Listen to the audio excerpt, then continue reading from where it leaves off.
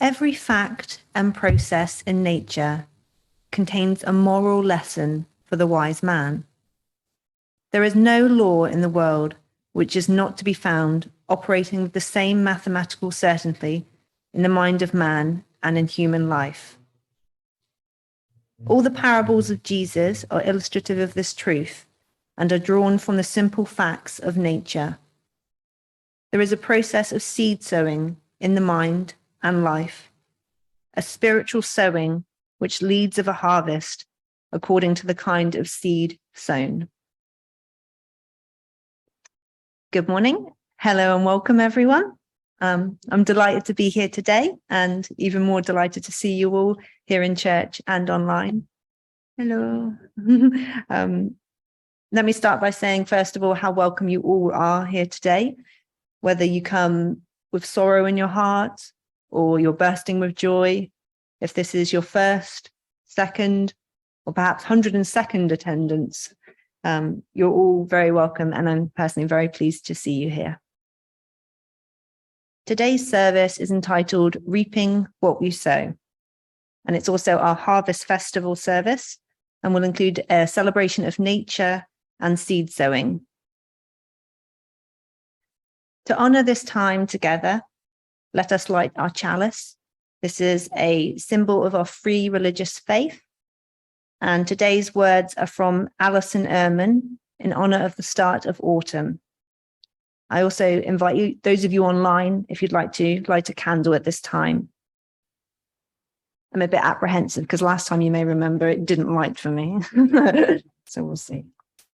Have faith. The wick does, it's a new candle, I think.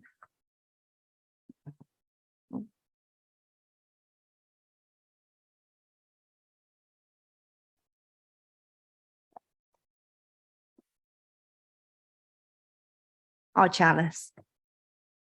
A single flame, the distinction between dark and light, cold and warmth, stillness and movement, wisdom and naivety. As the season marks the blending of these forces, so let us join to harvest the blessing of our own dual natures. Let us now come together in song as we sing our first hymn.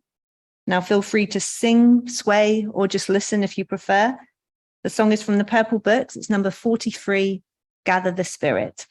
And the words will appear on the screen if you don't have a book.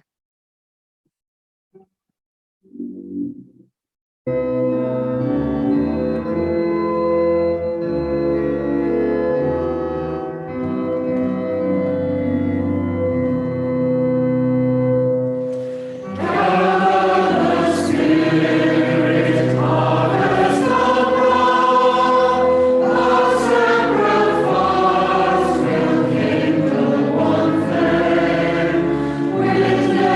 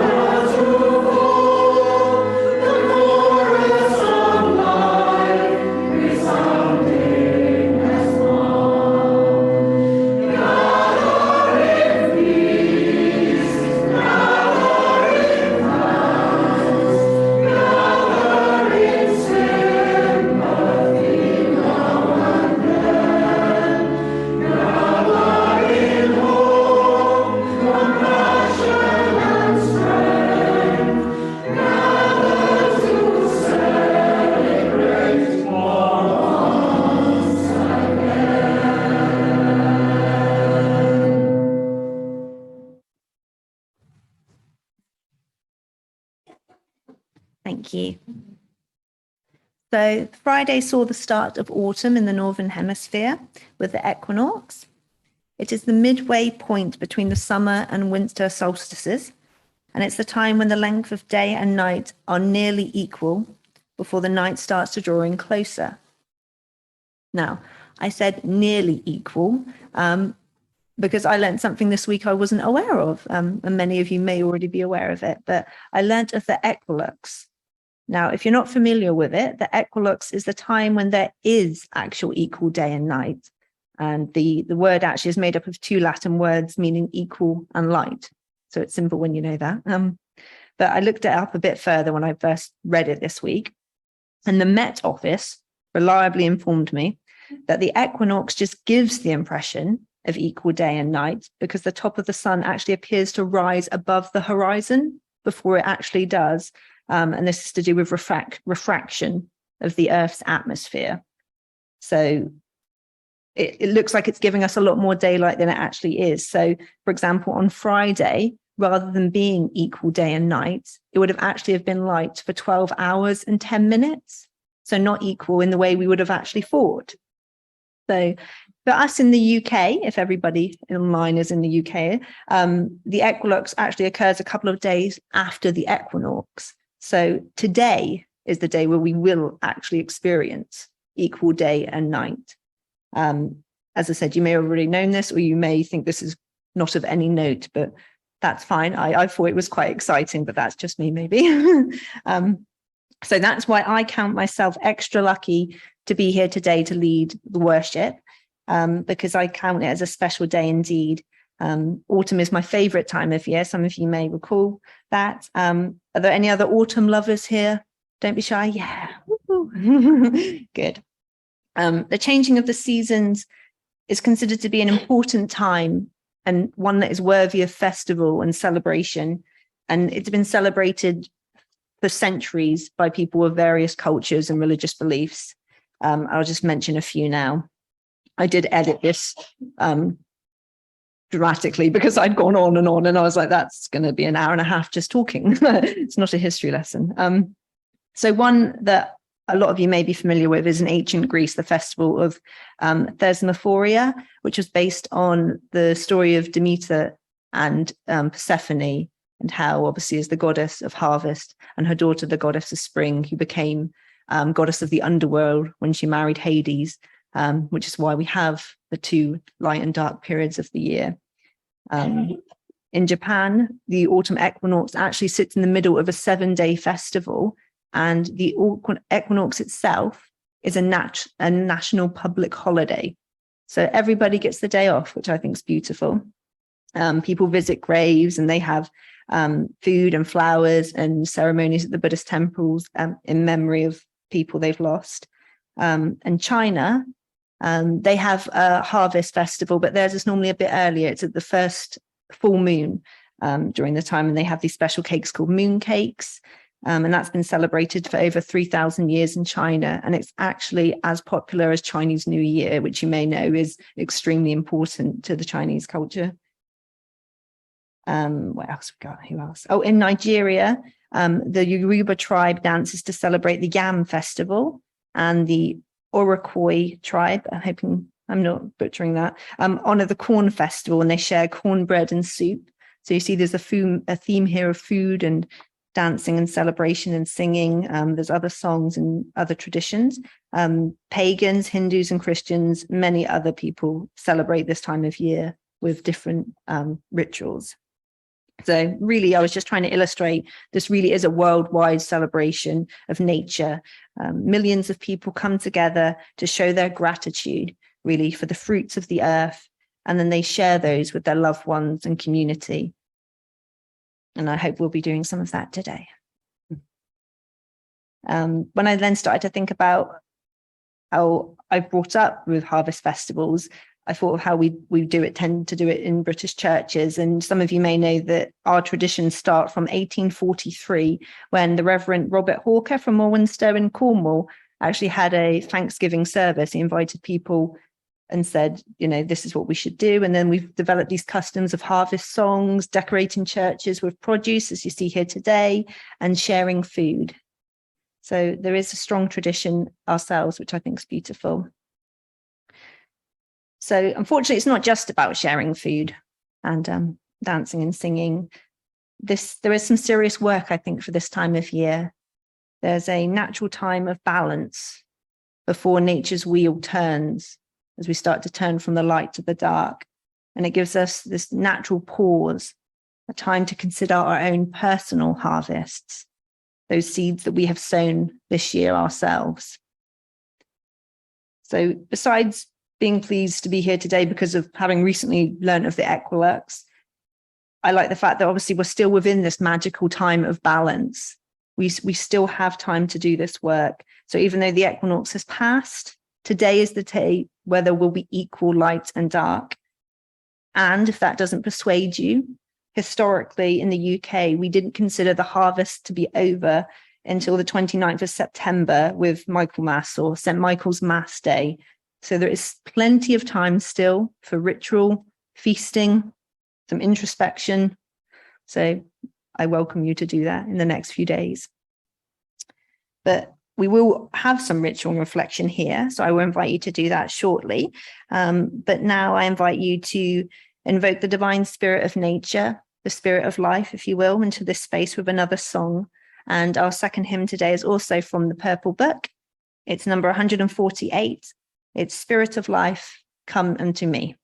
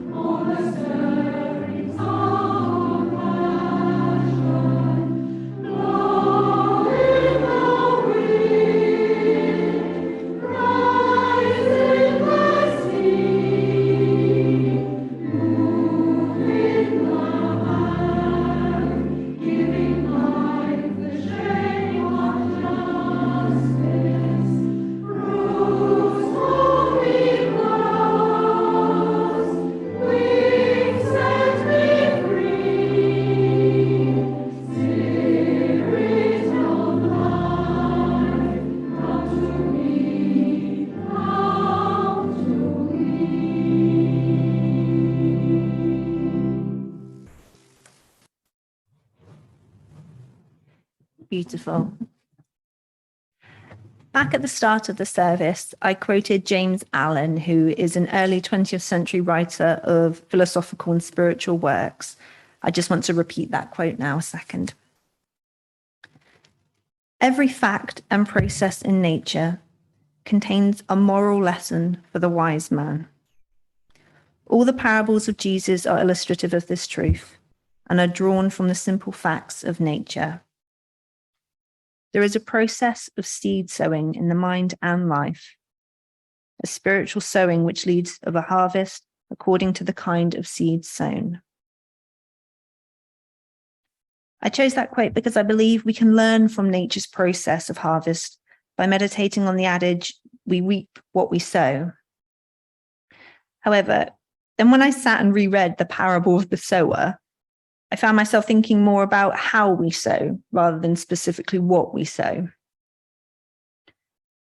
So in Matthew chapter 13, verses 3-8, Jesus tells us of a farmer whose seeds are somewhat indiscriminately thrown across various terrain.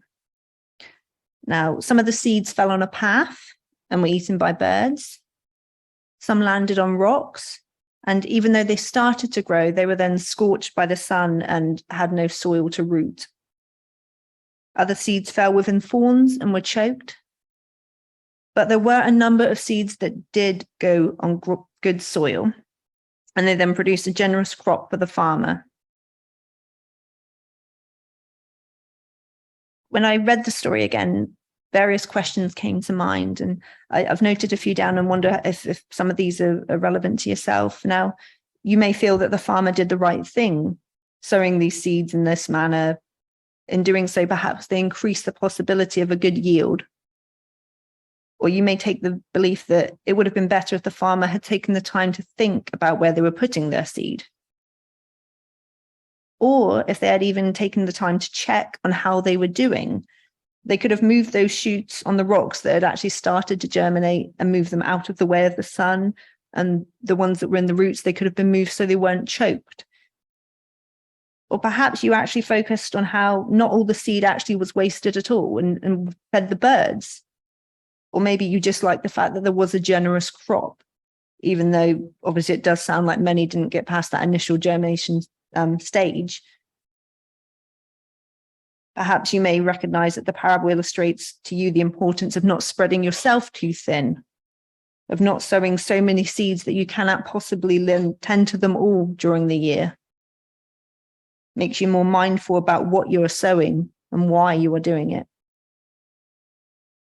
Does it give you the incentive to consider what sort of farmer you are?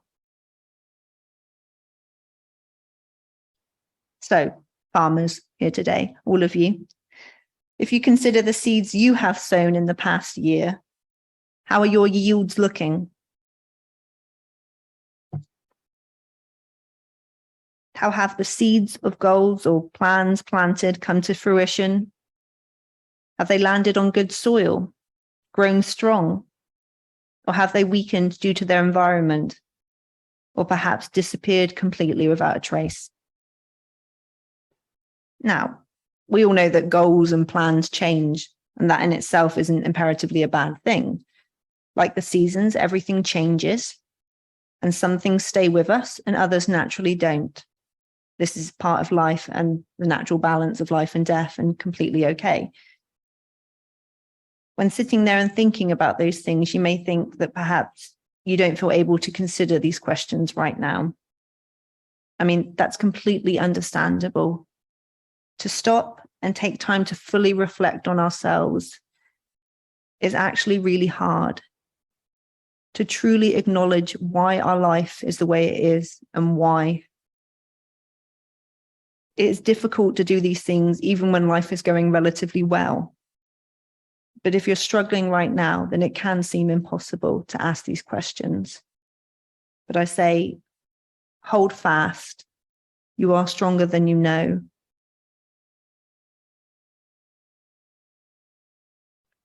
To do this reflection and face the consequences of our actions and attitudes throughout the year, looking at our harvest can take great courage. But the rewards of being so open provides the opportunity to see what you want to change. You may be considering emotional, physical, or material seeds that you've planted in readiness for the colder months. These seeds may be part of something wholly practical, such as checking to see if you were eligible for any support for the utilities, or whether you're on the best rate available to you with the current crisis. Maybe you prefer to focus specifically on aspects of your spirituality, having a sort of harvest of the soul. You may want to then consider how you've helped nourish your spirituality or that of others throughout the year through seeds of ritual or actions. You might ask yourself, how are you honoring you and the divine of your understanding right now? The key thing, though, I would say, is to remember at this time of year, it's all about balance. And of course, gratitude, appreciating and honoring the harvest that you have reaped. I am not suggesting you ignore the negative or the seeds that didn't come to fruition, the hard times, the mistakes made. I'm just asking that you show yourself compassion and patience. In doing this, you are strengthening the positive and encouraging healthy growth to take root, rather than allowing seeds of negativity to take root instead. Given the dates that we're at, the equinox today, I wholeheartedly invite you to take some time over the next few days to reflect on your personal harvests and enjoy the fruits of your labors. Those small harvests or yields that you may feel are completely insignificant, I would like to reassure you that they are significant. They are something that you've carried forward to fruition. Perhaps you don't feel able to do anything that personal at this moment. Maybe it's not open to you at all, and that's fine. You may wish to honor those who make it possible for you to have food. So much goes into food production these days, and by acknowledging those that got the food to the stores, to our plates, is a perfect way of showing gratitude for the harvest at this time of year. Just remember, you are the great farmer of your harvest. Take care of the seeds that matter most to you. Be mindful of where they end up and check that they have what they need to grow. These seeds will help sustain you in body, mind, and spirit during these ember months. We will now have our own harvest ritual, followed by time for contemplative reflection and personal prayer. So in the spirit of the season, I invite, first of all, those of you in church to bring any Harvest Festival donations you have to the table at the front. I also invite those of you in church to come up to the lectern if you wish to share something you're grateful for this autumn, or to share a seed you have planted this year. And those of you joining online, please do share your gratitude and seeds in the chat, and I will share them with the church shortly. Don't be shy. You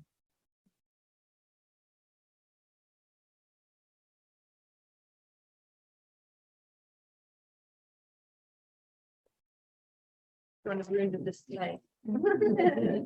Keep it in.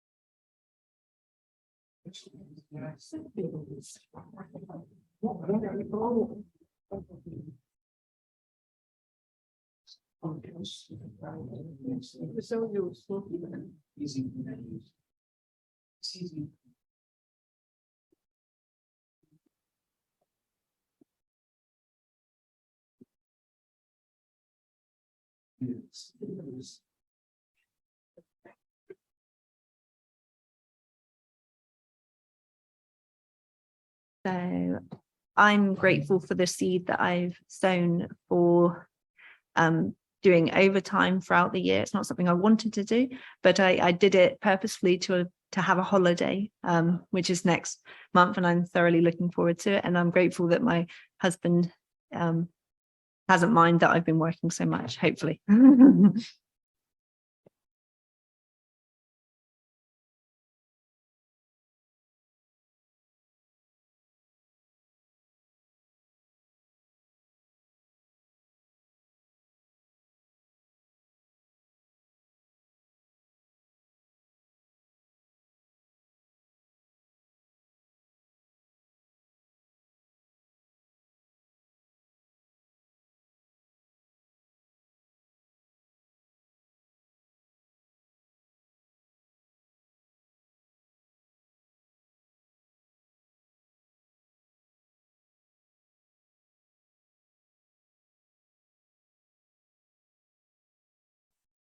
Edgar online would like to share gratitude for the brilliant weather at the start of this autumn season. And Joan online has said that she's grateful for the many friends who have shared their understanding and friendship throughout the year.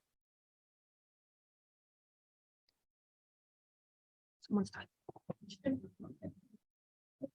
we have any more in the chat, I'll mention them later.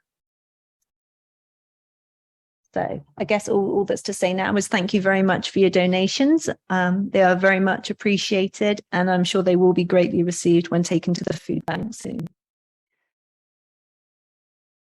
Dear Spirit of life and love, we have so much before us, and for this we are thankful.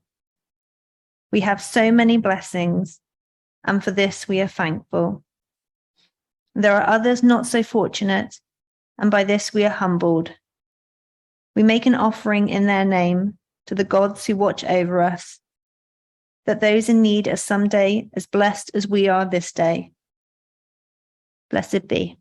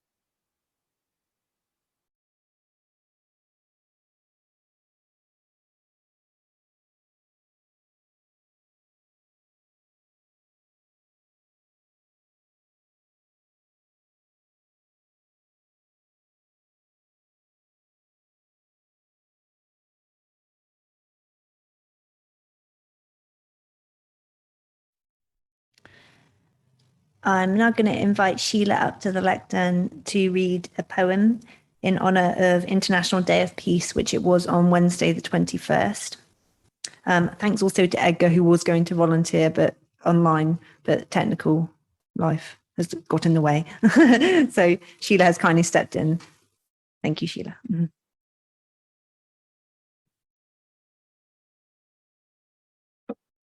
Meille rauha from Requiem, translated by Donald Adamson. Give us peace. The earth has found peace as autumn harvest ripens and the corn is cut. It will sleep in peace when the snow of winter covers it. We, children of earth, will have peace when the harvest of days ripens, when the harvest of life is cut. You who are holy and unknown, incomprehensible, holy and invisible, give us peace. Peace to those who have slept in darkness and silence. Peace to us, hurrying onwards still amidst the lights and hubbub of the world. Give us peace. Peace to those who are whirled by joy and pain and longing. Peace in which is humble joy and sorrow and the strength to finish the day's task. And give peace also to hands that have fallen from their task, to eyes that are shut in sleep. The peace that unites those who sleep and are gone from us with those still wandering here. The peace which passes all understanding. Your peace. Give it to them and to us.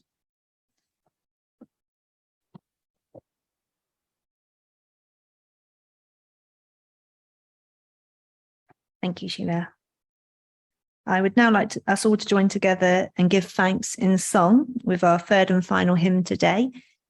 I'm not familiar with it, but I've been reassured we are. So hopefully that's true. So it's in the Green Book. It's 271, Give Thanks for the Corn.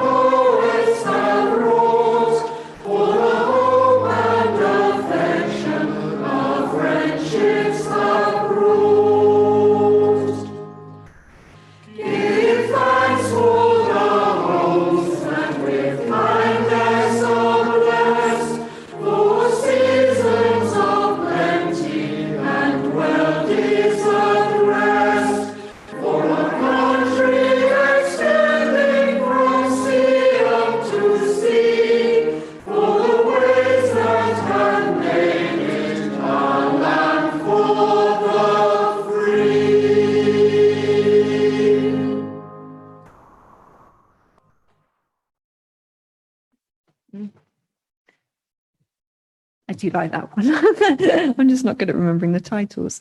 So before I give our closing words, I just wanted to say thank you again for everybody coming today, whether in person or online. And if you're joining us on YouTube after, you're also welcome, of course.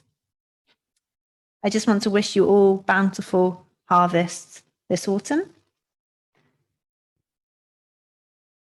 As we return into the world, may we carry the light within our hearts, the warmth within our souls, the stillness within our minds, and the wisdom within our actions. May our harvests be as enriching as they are bountiful. So mote it be.